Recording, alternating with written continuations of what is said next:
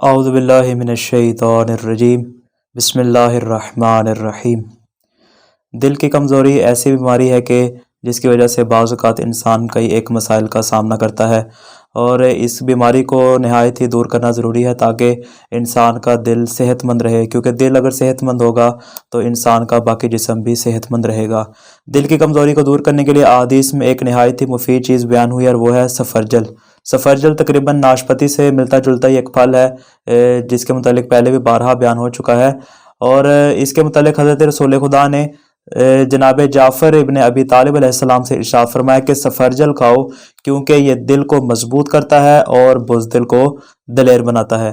اسی طرح دوسری روایت میں مولا کائنات علی ابن ابی طالب علیہ السلام نے ارشاد فرمایا کہ سفرجل کے کھانے سے دل مضبوط ہوتا ہے، معدہ پاک ہوتا ہے، دل کا تزکیہ ہوتا ہے اور بزدل دلیر بن جاتا ہے۔